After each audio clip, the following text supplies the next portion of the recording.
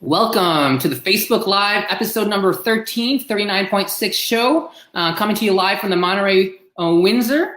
Today we're going to do live Q&A. So everybody who's here, please get your questions ready and put them in the comments, and we'll get to them. Pinky, take it away. Let's listen to your music. Start the tunes and I'll start to groove. I'm listening. Oh, wrong one. Hey, let's get moving. There we go. There we go. Pinky, thank you. Come on, it's been around this week. A lot of dancing. A lot of dancing. Dance now, clap, clap. Around.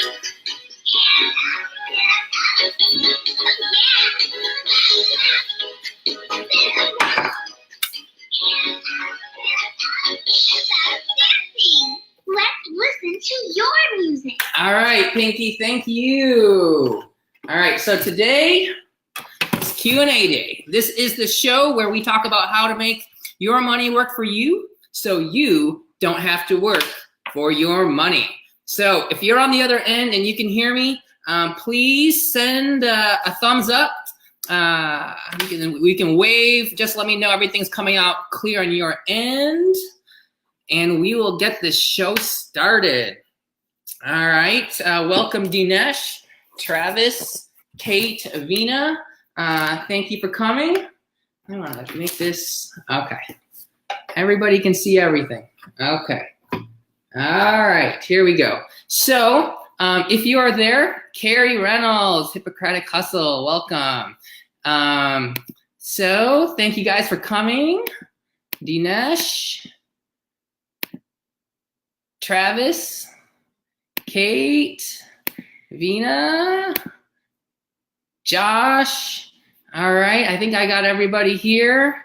And these shows are brought to you by Be Live, which is pretty awesome. Okay, so we are going to get started, and we are going to get started with a couple of questions about 529s. So hello, Josiah, thanks for coming. If you guys have any questions, feel free to add them into the comments, and I will get to them one at a time as we can.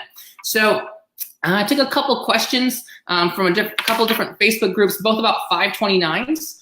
Okay, so one of them comes from the White Coat Investors Facebook group, and a person says, I'm considering options to fund my 2 kids' 529 accounts. Is there a maximum yearly amount that I can contribute to each account?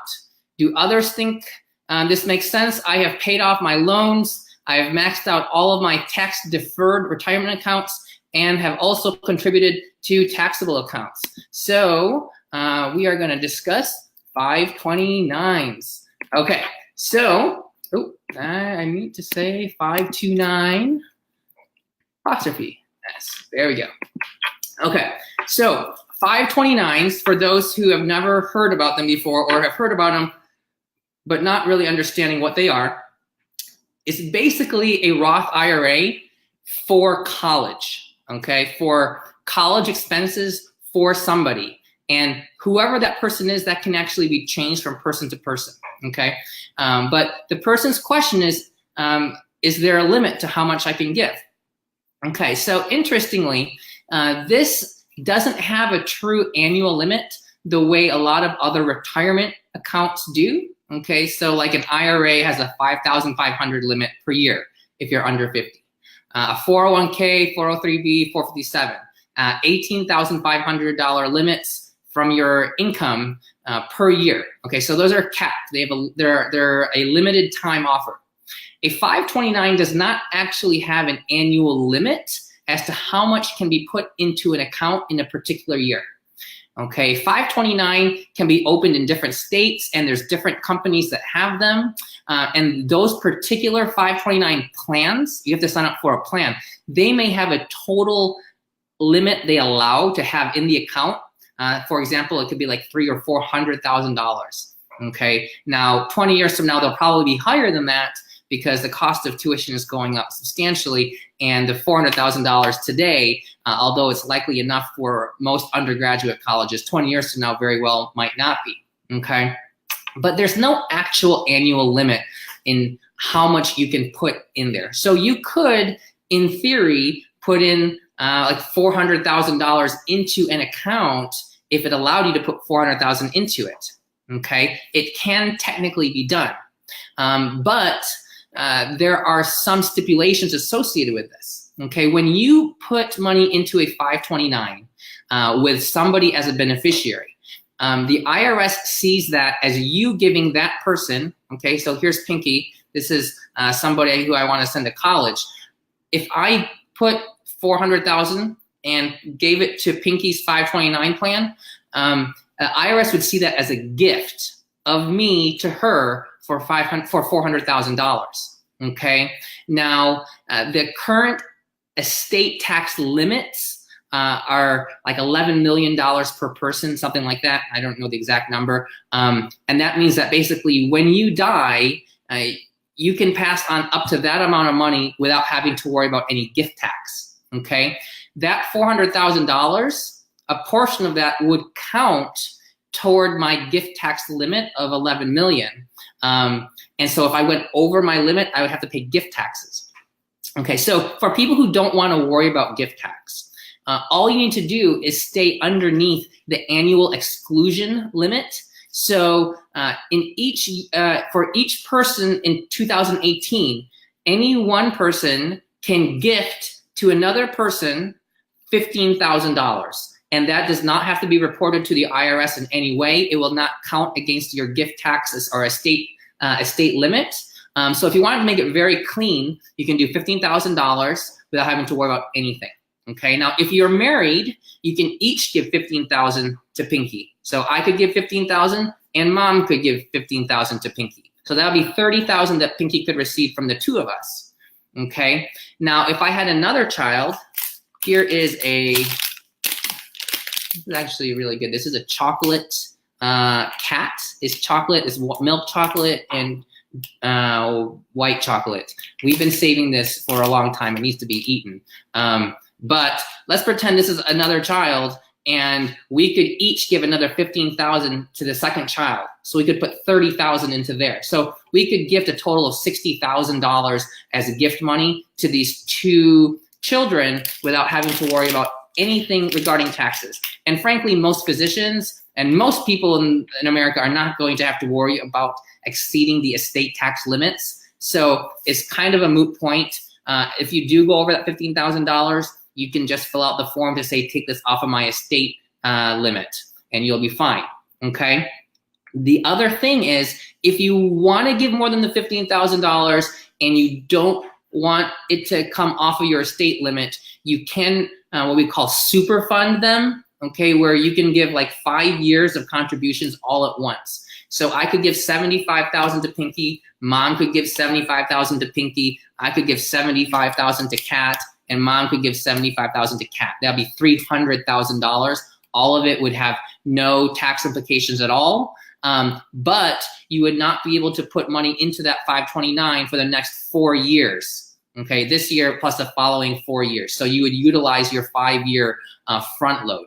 Okay, now the other question we have on 529s is, I'm about to get my first attending paycheck. Okay, this is from Physician Side Gigs. I am maxing out my 401k contributions, and we are renting, so no mortgage until we see how the job works out. Okay, we are behind with 529s. So extra should go towards student loans, which are at 4.5%, or toward a 529. Okay, which state for the 529? Our state does not have a tax benefit for state taxes. Our kids are 5 and 8. Okay, so I'm going to get back to the way the 529 works. You invest it in a plan, and you can choose whatever investments they allow you to invest in. All of the growth is tax-free. Okay, so it's basically like a Roth IRA. As long as when you pull the money out, it's utilized for college expenses, qualified college expenses. Okay, if you use it for college expenses, it is not going to be taxed any of the gains. Okay, that is a qualified educational expense. So it functions like a Roth IRA with a different withdrawal, is for college as opposed to waiting until age 59. So this person is asking, this person is out of residency or fellowship, got the first paycheck, and says, should I pay more money to my 529s, or actually start a 529 and put money there, or should I pay down my student loans? Okay, because the person feels behind on 529s for the two children who are age 5 and 8. So the two kids are going to be going to college in about 9 years for the older one and 12 years for the younger one. Okay, well, it is very easy to understand how somebody can feel behind on a college savings plan, because a lot of people want to be able to save and pay for college for their kids. Okay, but this question really boils down to one thing. The question is asking, should I pay for the college that I already went to and already spent all my money on and paying interest on, or should I put money into a bucket so I can pay for college for somebody who hasn't gone to college yet, but will go to college maybe in about 9 years? Okay, now if we utilize this train of thought for anything, for example, would you, my response to this was, if you went out to dinner today and paid for it with a credit card, okay, and then you had the opportunity to pay your credit card off, would you pay off your credit card, or would you take that same amount of money and then invest it in a bucket so that you could eat dinner 10 years from now, or maybe eat 4 dinners 10 years from now? Okay, that doesn't really make any sense. Okay, so we haven't even paid for the college we went to. So if you feel behind on the 529, you have to first think about what is your overall financial picture. You're just out of training and you still have student loan debt. I'm going to assume that you have 0 net worth or less, that you have a negative net worth. Most people in this country do not have a negative net worth. A newborn baby has at least 0 net worth. Okay, I didn't have negative net worth until I went to college. And then I was negative for about that much amount of time until just about a year ago. Okay, now that makes you poorer than likely well over 90% of people in America. So if you're that poor, then yes, you are likely behind on 529s if you want to pay for college, but you are much, much, much, much, much farther behind on your own personal finances. Okay, there's nothing requiring anybody to pay for somebody else to go to college. Your child has their entire life to pay loans back, just like you're paying back loans right now. So if your choice is paying your own school or your children's, pay your own first. Okay, you are way behind on your own financial independence and your retirement. You need to get a start on that. And for most physicians, if you only have 1 child in college, you can cash flow that expense. Okay, it might be tight, but you can likely do it for most physicians. The average primary physician makes $200,000 a year. So most kids going to college, you would be able to float that cost in 1 year. So what I would do is get your net worth as high as you can until that point. Okay, get yourself to, let's say, $1 million. Okay, then you have to put your kids through college, and that's a 7-year period where you're cash flowing that expense. But in the meantime, that $1 million foundation will be growing, okay, or maybe over $1 million. And then by the time you're retired, or by the time they're done with school, it'll have continued growing, and that pot might be enough when you want to retire to support your retirement. And you can put more once they're done with college. But I would prioritize your own retirement first, and then cash flow the expenses you can cash flow. Now, there will likely be 1 year when there's an overlap between 2 kids. And if there's anything to save up for, it's that 1 year where it might be not cash flow possible, okay? So you might need, let's say $100,000 of future dollars, and that would be like 12 years from now, okay? Then you need to invest enough money so that 12 years from now, you can pay for 1 kid to go to college, because they're only gonna overlap by 1 year, okay? If you have a tax deduction in your state, that is a completely different story. That tax deduction is a limited time offer. It's usually limited to a certain amount, like $5,000 or $10,000. By all means, take your state tax deduction, because that is free money back to you that you can invest otherwise. But I would put no money beyond that. And personally, I'm also in a no tax deduction state because we don't have state tax. So we don't have a 529 for our child. Our goal is to grow our wealth the best we can. And 529s are limited to the options they have, which are stocks and bonds. And if we can do better returns outside of stocks and bonds, there's no reason for us to really utilize a 529, even though it's a tax shelter, because that tax shelter is just a slight adjustment on your total return of the investment. But if my other opportunity would still yield beyond that, it doesn't make mathematical sense. Now, there can be a good use for the 529, just for example, if you're trying to keep track of your child's money separately, if they get gift money, something like that, that's a great utilization of a 529. That way it's not commingled with your investments, and that way it really feels separated. That makes a lot of sense even if you don't have a tax deduction. Okay, so that's the end of the 529 segment. We are going to take a break right now and say hi to other people who have joined us. Rodneyus, thanks for coming. Bantu, thanks for coming. And Vina, yes, so many familiar faces here. It is awesome to see all these people. And I think I said hi to Josiah. Okay, I'm looking for any questions, and people are being shy about asking questions on a live Q&A. Okay, here we go, Travis. Now this is a very good question, and this is a little bit of what I was alluding to. So Travis asked, is there a self-directed 529? There is no self-directed 529.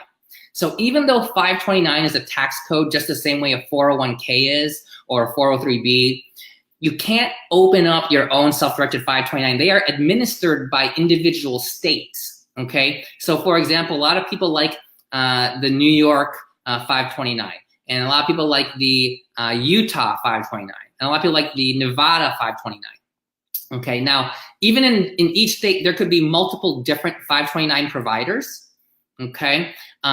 You have to choose one of the plans that a state has, and you can have 529s open in different states. If you have a tax deduction in your state, they may require you to have the 529 offered by that particular state, but not all of them do. Some states will allow you to invest in a 529 in a different state that you like better, that has better investment options, has lower fees. And as long as you report that, you can still claim the deduction, which is pretty nice. I think it might be Virginia is the state that does that, but I could be completely wrong. But no, there are no self-directed 529s. So if you are a real estate investor and you're very comfortable getting 15% returns, okay, it's going to be very hard for a 529, even with the fact that you have tax-free growth. The stock market cannot or has not historically averaged 15% annualized over any long period of time.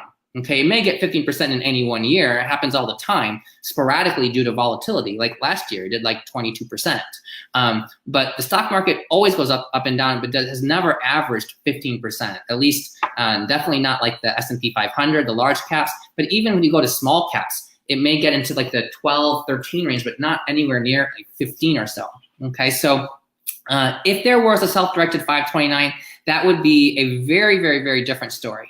But because these plans are basically provided by the state, those do not exist at this time. But that is a fantastic question. If they did have a self-directed 529 and there were no annual limits, well, then you could basically bolus a whole bunch of money into something, into let's say a flip, and you could try to flip that house over a number of months or like a year, and then take all those gains tax-free in there and then use it for college. That would be a pretty amazing utilization. For example, self-directed Roth IRAs, you can do that, but you're limited to the $5,500 per year. So it can be difficult to get a substantial balance in there to do some big projects. Okay. All right, so thank you very much, Travis, for your question. Fidel, great to see you. Jessica, great to see you too. Thank you for coming. All right, so please go ahead and ask questions, and otherwise I will continue along with others. Okay, Josiah, regarding 529s, can you explain the difference between a 529 and other savings vehicles for the kids. For example, for instance, what happens to the money if none of the kids go to college? Wow. Okay, so it's a very good question. And I'm not a 529 expert, but I know the answer to this one, so I'll answer it. So the beneficiary on a 529 can always be changed, okay? So if you have a child and let's say child A, Pinky, does not go to college, well, you could just change the beneficiary over to Kat, and then, Kat can then take those funds and utilize them, okay? Now, if Kat doesn't use them, then you're looking, you have different options, okay? You could pass it on to, cousins or somebody else in the family you want to gift it to. You can keep it in their name, and they could save it and then transfer it to their children as beneficiaries. You could keep this rolling for a really long time, for basically perpetuity. You could generate basically a legacy fund of 529s if you pass it down generations. So if you saved it for your grandkids, it would have like 40, 50 years to grow. If it has five decades of growth, the stock market will double on average every decade. So that'll be 5 doublings or 32x your contribution. So you put in 100,000, it could be 3.2 million, okay, after 50 years. So that can be very, very, very powerful, all of that being tax-free growth. Now, your other options are, if you don't want to just keep on rolling it and giving it to somebody else and you want to get your money back, okay? So if you want to just get your money back as a non-qualified withdrawal, okay, so let's pretend they don't meet any exclusions. They straight up decide and say, yo, mom and dad, I am going to be an entrepreneur. College is not for me. Okay, so be it. You gave me all this education about entrepreneurialism. I just don't feel the value of college. Okay, so if you want to get that money back, then you have to pull it out as a non-qualified withdrawal. That withdrawal will be subject to 2 things, okay? People often say a 10% penalty, okay? So yes, it is a penalty, but it's a 10% extra tax, okay? It will not affect your contributions. The amount of money you put in is called your basis, okay? Everything above that are your gains. So that 10%, you're gonna have to pay a 10% tax on all of the gains, okay? Now, there's an additional tax beyond that. All of that extra money, which is gains, if you withdraw that as a lump sum, it will all get added on to your adjusted gross income on your taxes for that year, okay? And it will not be counted as qualified dividends, or it will be counted as ordinary income. So it will be taxed at your marginal tax rate, okay? So this is actually one of the biggest reasons why I don't have a 529, or at least why I have not overfunded one. Because when our child was born, I thought, let's just put 50,000 in here and let it ride for 20 years. Well, if it's overfunded and you need to pull the money out, that extra amount is taxed as your marginal rate plus 10%. So the top bracket right now is 37%. Add 10% onto that, that's 47%. The alternative. So whenever you think about investing, you always know there's always an alternative. The taxable bucket. This is post-tax money you can put into a regular taxable account. A regular taxable account, you're only going to be paying the taxes on qualified dividends for those that are stocks for the most part. Capital gains, long-term capital gains being a lower tax bracket, and then short-term capital gains and ordinary interest will be taxed as ordinary income. But as long as you're getting stocks with qualified dividends and long-term capital gains, you're going to be taxed at a very low rate in general. And you can time those sales based on your tax bracket for the year. So anyway, 529 can really, really penalize you if you're taking it out non-qualified.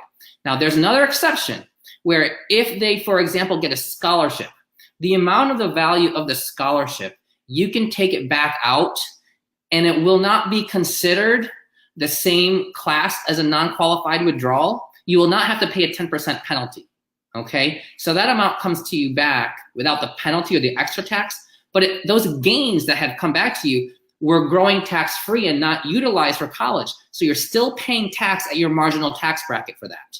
So that can really hurt you. So that's why it's important not to overfund it unless you're okay passing it down. If you're fine passing it down, by all means, overfund it.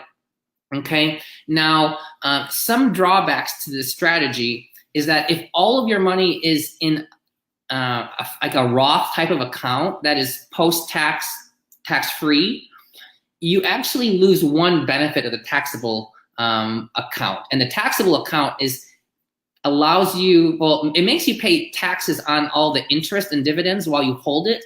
But if it goes down in value and there is a loss, then you can tax loss harvest that loss when it occurs. And that can save you taxes in the current year and years following if it's big enough. So when you put money into a 529, you actually give up one of the few tax breaks the IRS gives you in tax loss harvesting. So in a down market, it's bad enough the market is down. You should at least be able to save yourself some money in tax. Okay, so be careful with overfunding a 529. If you're in a state with a tax deduction, by all means, take the tax deduction, enjoy the tax deduction. But I'm not saying not to save for your kids for college. That's not at all what I'm saying. If you want to save for them to go to college, that's fantastic. But a 529 is a great tool for a lot of Americans. But if you're at the highest tax bracket, I would be very careful about overfunding it. You can put it in a taxable account and just, allocate that amount of money for college. It doesn't have to be in a 529 to be utilized for college. It's just another bucket, right? You have other buckets to use. You could use them for the same purpose. Now, I would recommend any particular questions, you go and get your own verification on them, but I am 90% or more certain that everything I said on that is 90% accurate. But I would get verification before you make any big decisions. Now, if a child decides to go to school abroad, think med school in the Caribbean, for example, can the 529 be utilized for that? So that's also a very good question. So there are different colleges that meets, there's like this listing or this coding that a college has to be included on this list for the IRS to basically give the green light that money is 529 eligible. I don't know this at all in detail. I remember somebody asking about this once before, and I looked it up, and I was like, someone was saying, what if my kid wants to go to Cambridge or Oxford? And I looked it up, and there were some foreign schools that were included. And that's pretty cool, because then you could kind of geo-arbitrage your education, because United States education is just so expensive, right? But you can get a fantastic education at a lot of other places. And you could go to a place like Cambridge or Oxford, get a world-class education. It may be a lot cheaper than American education is at that time. And if you could use your money here that you've invested and use it for that, then you may be able to really get a good value. But it really is specific to different places. The 529 has all these different rules, and by the time your kid needs it, who knows what those laws are going to say. 529s could not exist 20 years from now. We don't really know what the future will hold. A lot of things that the IRS and the people who make these laws have done is change codes for things like we have like public student service loan forgiveness, right? PSLF. And that may very well not be in existence a number of years from now. Hope that everybody who's in it and had it before gets grandfathered in, but who knows? The United States does not know how to balance a budget. So the more and more in debt we are, the more they're going to have to take back things that they promised us previously. Okay, so thank you very much, Fidel, for your question. Okay, any other questions? It is about 25 minutes in. All right, so go ahead and please feel free to ask any others. I'm going to continue. Okay, I'm going to address this. This was on a previous session. I need to move Pinky for a minute just because I need to focus clear. Okay, so I avoided this before because this gets to be pretty deep, but a lot of people ask it. So, okay, we're going to go into this discussion. I'm trying to find, okay, we are going to say, why is cash flow tax-free on real estate? Okay. All right. So when you own a rental property, you earn rent. okay? And you have expenses. So your rent minus your expenses is what we call your net operating income, okay? So if you're like a 1099 contractor and you get paid to do your job as a contractor, you can subtract all your business expenses, okay? Those expenses could be licensing. They could be materials you needed for your job, okay? That got consumed or may be used over time, okay? But you have income and expenses, okay? Now, there's a different number called your taxable income.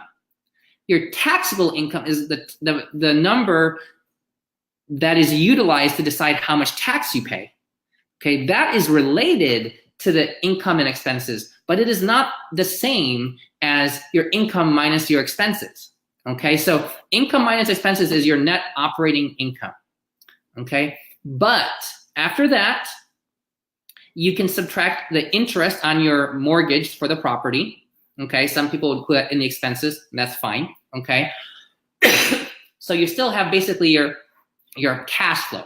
Okay, your cash flow is the income minus all of your expenses, including the interest on the mortgage and also the principal on the mortgage, because you're paying interest and principal potentially. Okay, so you have all this cash flow. The cash flow itself is not related to your taxable income. It is really only your net operating income minus the interest on your mortgage, because interest is tax deductible, but principal is not. Okay, so you have your income minus expenses minus your mortgage interest, and then you have a number that gets you close to your taxable income, but you have to still subtract something else. Okay, and that is the big confusion when people don't understand. They're like, if you're making money, why are you not paying taxes? I mean, I go to a job and every day I get paid, I'm paying taxes.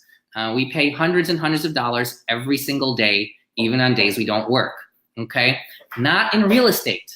When you are able to take another deduction off of that, okay, called your depreciation, that can be so much, and routinely is with apartments, such that your taxable income is below zero. So for example, let's pretend you generate $1 million in rent. Okay, you have, let's say you have 1,000 units. Okay, and each of those units rents for $1,000, or sorry, $1,000 a month. Okay, so that would be like $1 million. Yeah, that's a lot of units. Let's take 100 units, okay, at $1,000 rent. So that's $100,000 of rental income, okay? Times a year is $1.2 million, okay? Now, let's pretend all of your expenses is like half of that. So you have $600,000 left, and that was not including the mortgage, okay? Now you're paying interest on that, and let's say from $600,000, you're paying, let's pretend, $200,000 of interest, okay? So now you're down to $400,000 of money that you would have to pay taxes on. But you get to subtract your depreciation, and if your depreciation is more than $400,000, the taxable income is below zero. How in the world can you have more than $400,000 of depreciation? Well, it's really not that hard. If you have an asset that is valuable enough, then you can get your depreciation high enough, okay? Now, what people routinely have done is they will just take the value of the building, okay, and they'll divide that by 27.5, okay? So basically 4% of the building will get written off per year for 27 and a half years, okay? So if the building is worth $10 million, you take 4% of that, that's a $400,000 that you would be able to write off as depreciation for the entire building. Well, if you are at 400,000 and you subtract $400,000 of depreciation, your taxable income is zero, okay? That's the easy way to do it. Now, the better way to do it is to do what we call a cost segregation, where you don't just depreciate the entire building over 27.5 years. You take all of the pieces of the building and break it up because they have different schedules. Okay, so the building gets depreciated over 27 years, but the carpet gets depreciated over 5 years. Okay, and all of the appliances, 5 years. Okay, now I'm going to make some other ones up. I'm not sure if they're accurate, but like, for example, the HVAC, that's over 5 years. Okay, the roof, that might be over 15 years. The windows might be over 15 years or maybe 10 years. And then after you subtract all the values of all those different pieces, the remaining amount is the value of the building. So the building is depreciated over 27.5 years, but all the pieces are depreciated over their own schedules. A lot of them are depreciated over 5 years. Okay, so let's pretend of my $10 million building, let's pretend $2 million of it is all depreciated over 5 years. Okay, so 2 million divided by 5 years or divided by 5 is $400,000. So that $400,000 is enough to wipe out all of the earnings so that your taxable income is zero. But that was just the portion that was depreciated over 5 years. We still have the 7, the 10, the 15-year depreciation and the rest of the building. Okay, so what ends up happening is you have so much depreciation that it far exceeds the amount of taxable income you otherwise would have had just by subtracting your expenses and interest from the rental income. Now, for assets that were put into service this past year, starting in October or the very end of September, there was actually an adjustment that came through. It didn't get very well publicized because it really only affects people in real estate, but the person in power in this country happens to own a lot of real estate. So it's not surprising to see things like this happen, but there was an adjustment in the tax code that allowed something called bonus depreciation to be applied to apartments that were not new construction. Okay, so a lot of expenses that otherwise would have had to been depreciated over a longer period of time, people who acquire these assets can actually deduct the entire value of that thing all in the first year. So in the first year, you can get gigantic amounts of depreciation. Okay, now I am not a CPA. I've only read things and I've understand things to a degree that I understand well enough to make my own decisions, but I'm not a CPA, so don't quote me on any of this. But that is the premise on how this works. So I've invested in a number of deals, and I also have my own single family assets. I have never paid a penny in taxes on any real estate property that I've owned because A, I've never sold any of them.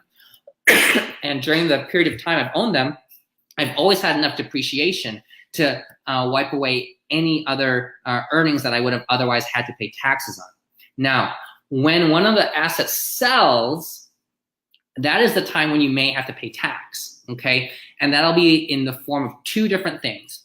One of them is the recapture of the depreciation that you've utilized, okay? And the second is on capital gain above and beyond that, okay? Now, for most high-income people, you don't have enough, your income is too high to utilize losses from passive rentals to offset your income. So what happens is they can offset the cash flow. So the cash flow comes to you free while you're holding it. But then when you sell the asset, you have to pay depreciation recapture. That is my Zoji Rushi rice cooker. I don't know if you can hear that. It sings a song when it is done. Okay, it's amazing rice. It has fuzzy logic, okay?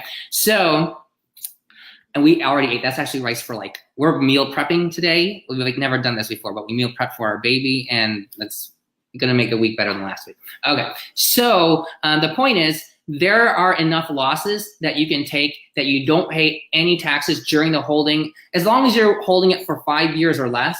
If you start holding something more than 5 years, then you may start paying some taxes on the cash flow, but in general, that's a good rule of thumb. Again, it really depends on how the person who's running the deal does it, but if you do a cost segregation and you take bonus depreciation, it's really hard to generate any taxable income, especially in the first year. That would just be unheard of. So it's not as much of a tax drag. So when you're investing on the taxable side, so outside of all your retirement accounts, if those gains are not getting taxed, it's like having another retirement bucket or another tax shelter, but that tax shelter has infinite space. You're not limited to amounts of money you put in there per year. All right, so that is how the cash flow in real estate is basically non-existent with respect to tax. Okay, so at the end of that question, Simon from the Monterey Windsor lives here in my building. Great guy, good to see you. Any other questions? Feel free to type them up, and I'm very happy to answer them. A lot of people message me and they want me to answer all these questions, and that's why I'm doing this session. So please come and bring your questions, because when I do these, I have the opportunity to share and help thousands of other people, and it really helps make my time more efficient. I would love to help every single person that wants help, but there's just not enough time to physically do that. So please feel free to shoot them out. And if you want to send them to me anonymously, you can send them directly to me as a Facebook message, and I will happily take that and bring it on to the next show or the current show if you send it to me now. Okay, so I don't know how many posts I've seen this weekend or this past week of people looking and talking about how do I get involved in real estate. Well, that's a lot of the reason I'm doing these shows, so people can learn and get involved. So how do I get started in real estate investing? So it's interesting. A lot of people, they get started with single family properties, okay, like one unit, a single home or a condo. They move out of it, they rent it out, and that is kind of the gateway drug to real estate investing. It's also the gateway to getting out of real estate completely because you don't do it right and you're like, I'm never gonna do this again. Okay, so people either have basically good or negative experiences and when they've never done something before. People who are successful or understand and learn how to do it better, then they say, well, I'm gonna keep getting more. And then you get to a point and you're like, wow, I can't manage 5 or 10 properties. This actually takes time and it's becoming more of a hassle. Okay, and like they're like, well, stocks and bonds is no hassle, I just invest it. Well, that's where, sorry, passive investing in real estate comes in. It's never been easier to get involved with groups of people to get the benefits of the real estate without having to do the work, okay? Even with a property manager, there's always work to be done. You have to manage a property manager. You have to deal with insurance. You need to deal with paying the mortgage yourself. There's always something when you own your own asset. Well, when you do something in a group, then you can leverage everybody else's time, experience, expertise, their hustle, their money. And so you can basically just fit the role that you're best in. And that may just be, hey, I just want to invest my money. Okay, so there are a lot of ways you can get involved with just investing your money. That's the same way that you would do that with stocks and bonds. Okay, now you can go to platforms online. Okay, that's one way to get started. They usually require accredited investors only, and that would mean that you have to have at least a $200,000 or more income over the past 2 years with expectation to continue to have that income in the current year, or $300,000 per year if you're married. So you could have, for example, 2 people with $150,000 and you would qualify as an accredited investor that way, or $1 million outside of your homestead. That's one reason not to pay off your mortgage before investing if you want to become an accredited investor, because you could have $1 million house and nothing else and no income and you would not be accredited. Okay, so that's one way to get involved. And there's a middle person, which is the website that is between the investor and the people who are running the deal.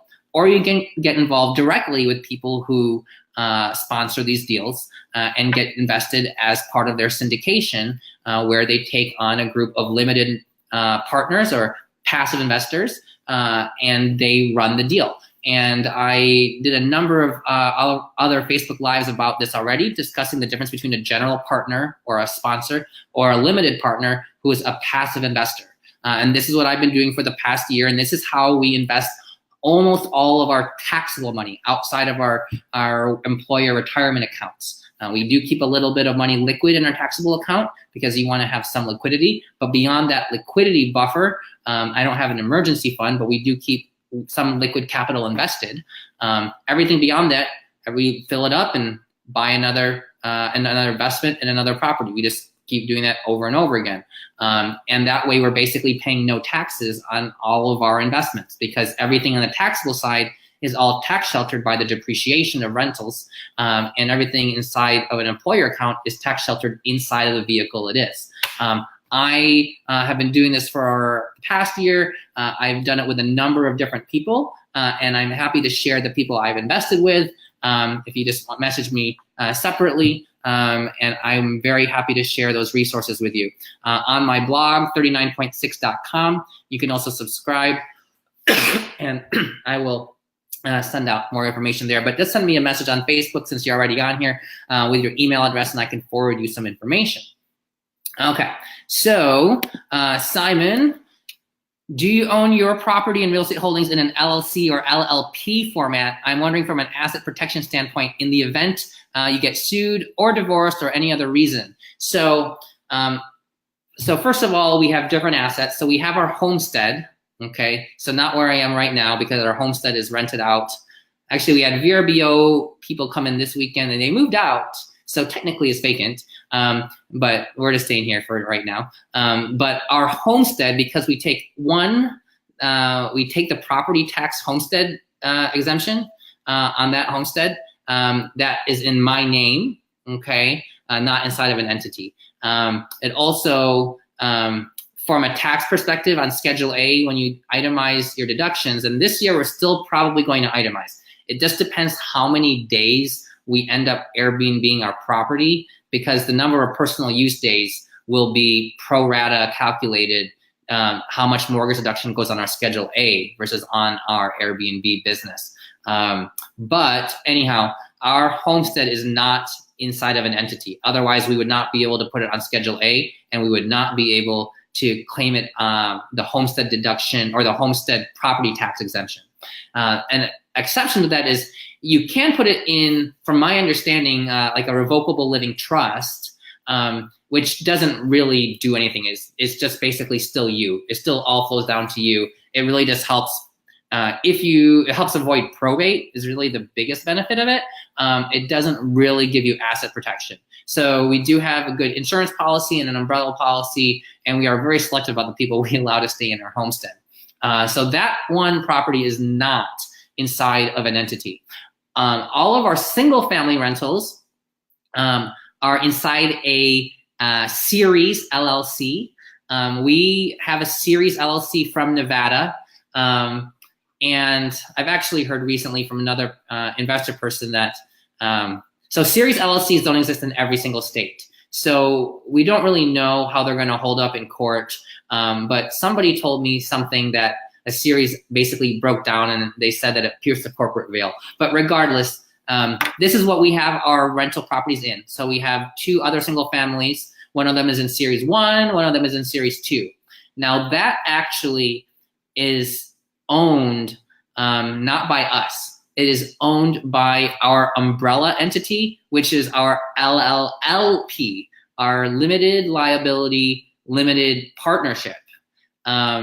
So me and my wife, we do not sit on top of the series LLC at all. It's a limited partnership of which I am a limited partner. My wife is a limited partner of 1%. Okay, the general partner is another entity, which is actually a C corp. And my wife and I each have like 1% control of that. Or I might be misquoting that. But the point is, ultimately, that C corp is like is the general partner of our limited partnership, and that triple LP limited liability limited partnership, our entities are all attached to that. So our names are far away from the entity, and we are only 1% members of that triple LP. So that's how our assets are. We're going to have a lot of assets, and that's the structure that we have set up. I am not an attorney, and that's not what I necessarily advise for anybody. And it is state to state specific, but this is what we elected to do when we did this. I don't know if it's the best way to have things done, but it is how it is, at least at the moment. But that is a very good question. All right, so it is 9:20. We've been at this for 50 minutes. Anybody else I didn't get to say hello to? I think I got everybody here. We have a handful of people still on here. Are there any more questions? Josh, thank you very much. I appreciate the comment. I appreciate you being here. And for those of you who are here and like the information you have, please share this so other people can see it. You can just share it right there on your page. I'm probably going to set up a Facebook group for these, and I'm going to share them to my personal page. And then people can join in over there. I would like to have a schedule for these so that people would know better in advance, but life happens, so it's hard to really know when I will. But I try to do 3 to 4 episodes every week, more if possible. Peter, thank you for coming. Passive Income MD, check out his stuff. He has a ton of awesome resources for people interested in more passive income in real estate and other ways as well. So thank you all for joining. If you have any suggestions for topics to cover, any other questions, feel free to send them to me in a private message. I'll keep them in my list, and I'll try to address them in future episodes. I'm here to help the people out there watching, and want to make sure that I'm giving good information that you guys feel useful. Thank you very, very much. I appreciate it, Peter. Have some questions for me next time, and you will get on a show with me sometime in the future with the same shirt, perhaps. All right, so peace out for now. Thank you very much, everybody, for coming, and we'll have Pinky take it away. Let's listen to your music. Here we go. Let's get moving. There we go. Until next time. Come on, spin around with me. I love dancing, dancing, dancing.